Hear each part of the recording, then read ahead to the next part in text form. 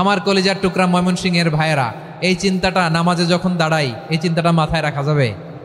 যাবে? যখন দাঁড়াবো ভাববো হতে পারে this could be my last and final সালাত, হতে পারে এটাই আমার জীবনের শেষ নামাজ, ঠিক কিনা বলেন? তাইলে অন্তরে খুশু আসবে। অনেকে বলে হুজুর নামাজে দাঁড়াই মনে থাকে না, কয় রাকাত পড়ছি ভুলে যাই, কি পড়ছি ভুলে যাই, দিন দুনিয়ার কথা খেয়াল আসে, সারা দিন যেটা মনে করতে পারি না নামাজে দাঁড়াইলে ওটা মনে পড়ে। এরকম আছে না নাই? আমাদের ঢাকায় হয় এটা, আপনাদের ময়মনসিংহে এটা হয় না? না, আপনাদেরও হয়। নামাজের মধ্যে সব কথা মনে পড়ে। এজন্য মনে করতে হবে এটাই হতে পারে আমার জীবনের শেষ নামাজ। খুশু, খুশু মানে হৃদয় এবং অঙ্গ প্রত্যঙ্গের স্থিরতা। এক সাহাবী নামাজ পড়ছেন আবার দাড়ি নাড়তেছেন, নামাজ পড়তেছেন এরকম চুলকাচ্ছেন।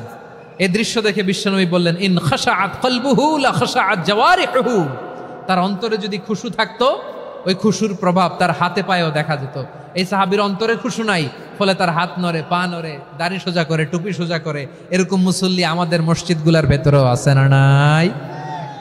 নামাজ পড়ে, দাড়ি নাড়ে, জামা ঠিক করে না।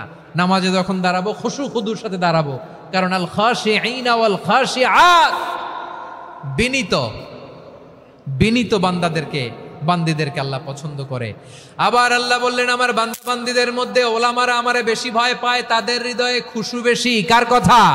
ইন্নামা ইয়াখশাল্লাহা মিন ইবাদিহিল উলামা। আল্লাহর বান্দাদের মধ্য থেকে আলেমরা আল্লাহরে বেশি ভয় পায়। যারা জ্ঞানী, যার হৃদয়ে কোরআন সুন্নাহর জ্ঞান আছে, তারা আল্লাহকে বেশি ভয় পায়। এজন্য আল্লাহর ভয় আমাদের হৃদয়ে থাকার দরকার আছে না নাই? যাদের হৃদয়ে আল্লাহর ভয় আছে তাদেরকে পছন্দ করে কে? যাদের হৃদয়ে আছে আল্লাহর ভয়, তারা কবু পথে ভুলে যায় না। আল্লাহর প্রেম ছাড়া এই দুনিয়ায় কারো কাছে কোনো কিছু চায় না। রাতের আধারে যারা সেজদাতে রয়, দু চোখের শ্রুতে নদী যেন বয়। ছলনার হাছানি যতই আসুক, পেছনে ফিরেও সে তাকায় না। পড়েন সবাই। যাদের হৃদয়ে আছে আল্লাহর ভয়, তারা কবু পথ ভুলে যায় না। আল্লাহর প্রেম ছাড়া এই দুনিয়ায় কারো কাছে কোনো কিছু চাই না, ঠিক কি না? আল খাশিঈন আল খাশিআত, আমাদের হৃদয়টা থাকুক আল্লাহর ভয় দিয়ে সমৃদ্ধ। আমরা চাই কি চাই না? আল্লাহর ভয় যার হৃদয়ে থাকে সে কখনো পদস্খলিত হয় না, পদচ্যুত হয় না, ঠিক কিনা বলেন? তাহলে খাশিঈন খাশিআত। 7 নম্বরে আল্লাহ বললেন, আল মুতাসাদ্দিকিন ওয়াল মুতাসাদ্দিকাত, আমার প্রিয় বান্দা তারা যারা দান করে, দানশীল নারী এবং পুরুষ যারা দেয়, যারা দান করে তাদেরকে আল্লাহ পছন্দ করে। আপনারা দান করেন তো? হ্যাঁ, নাকি পকেট থেকে হাত বেরোয় না? বের হয়। মুক্ত হস্তে দিবেন আমার ভাইরা, মুক্ত হস্তে। আল্লাহ সুদকে ধ্বংস করে দেয় আর দানকে বাড়িয়ে দেয়। সুদের সাথে আমাদের কোনো সম্পর্ক না। আল্লাহ বলেন, ইয়ামহাকুল্লাহুর রিবা ওয়া ইউরবিস সাদাকাত। আল্লাহ সুদকে ধ্বংস করেন, দানকে বাড়িয়ে দেন। পকেট থেকে দিয়ে দিলাম, মনে হয় কমে যায়, আসলে কমে না, বাড়ায় দেয় কে? মনে হয় কমে গেছে, আসলে বাড়ায় দেয় কে? আপনি দিলে আপনারে দিবে কে? হ্যাঁ, আল্লাহ দিবে। আপনার কাছে মনে হয়েছে কমে গেছে, আসলে কমে নাই। আল্লাহ বলেন, দানের দৃষ্টান্ত কেমন তোমরা জানো নাকি? মাসালুল্লাযীনা ইউনফিকুনা আমওয়ালাহুম ফি সাবিলিল্লাহি কামাসালি হাব্বা আমবাতাত সাবআ সানাবিলা ফি কুল্লি সুমবুলাতিন মিআতু হাব্বা ওয়াল্লাহু ইউদাঈফু লিমান ইয়াশাউ ওয়াল্লাহু ওয়াসিউন আলীম। আল্লাহ বলেন, সম্পদের মায়া ছেড়ে তুমি যে মসজিদের দান বক্সে দান করো, তুমি যে মাহফিলের এই অনুষ্ঠানে দান করো, তুমি যে গরিবের হাতে টাকা তুলে দাও, তোমার এই দানের দৃষ্টান্তটা হলো একটা চারা বীজের মতো। যেই চারা বীজ মাটিতে রোপণ করে দিলে 60টা শীষ গজায়, প্রতি শীষে হয় শত শস্য দানা। আল্লাহ যারে চায় তেমনি বাড়িয়ে দেয়, তিনি যাকে মন চায় তাকে প্রাচুর্যতা দেয়। সুবহানাল্লাহ, ওয়াসিউন আলিম। আপনি যে দান করেন এটার দৃষ্টান্ত চারা বীজের মতো, রোপণ করে দিলে এক বীজ থেকে 60টা শীষ গজায়। আমার ভাইয়েরা, বীজ রোপণ করলে শীষ বলেন না ময়মনসিংহ, এটারে কি বলে? শীষ।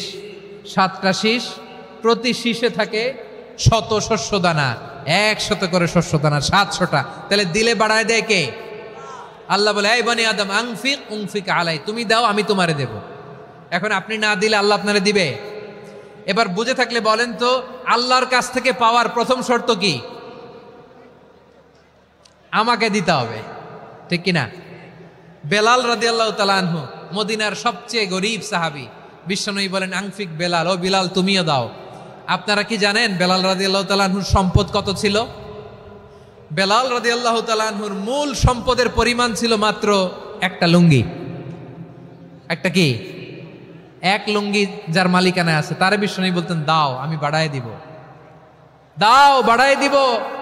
আরশের অধিপতির কোনো কমতি নাই। আল্লাহ বলেন, তোমাদের গোটা পৃথিবীর সব মানুষের যার যেটা লাগে সবও যদি দিয়ে দেয়, আমি আল্লাহর ধনভাণ্ডারের 1 ইঞ্চিও কমবে না। চিল্লায় পড়েন আল্লাহু আকবার। এজন্য আল্লাহ বললেন, মুতাসাদ্দিকিনা ওয়াল মুতাসাদ্দিকাত, দানশীলদেরকে আমি ভালোবাসি। 7টা চলে গেল। 8 নম্বরে আল্লাহ বললেন, ওয়াস-সাইমিনা ওয়াস-সাইমাত, রোজাদারদেরকে ভালোবাসি। আজকে রোজা রাখছেন? হ্যাঁ রাখছেন না? মাশাআল্লাহ মাশাআল্লাহ। সিয়াম পালন করবেন, সিয়ামের সওয়াব আল্লাহ নিজ হাতে দেবেন। সেই স্টপ স্টপ, সামনে আসবেন না, স্টপ, পেছনে পেছনে পেছনে। আচ্ছা শেষ করে দিচ্ছি। 8 নম্বরে রোজাদারদেরকে আল্লাহ ভালোবাসেন, রোজাদার নারী ও পুরুষ। 9 নম্বরে হাফিযিনা ফুরুজাহুম ওয়াল হাফিযাত, যারা লজ্জাস্থানের হেফাজত করে, দৃষ্টির হেফাজত করে, অসংলগ্ন জায়গায় দৃষ্টি দেয় না, আল্লাহ তাদেরকে পছন্দ করে। সব শেষে ওয়াযাকিরিনাল্লাহ কাসীরা ওয়াযাকিরাত, যারা সময় পেলেই আল্লাহর জিকির করে। চেয়েছিলাম মনটা ভরে আয়াতের পুরো তাফসীর করব, সম্ভব হচ্ছে না।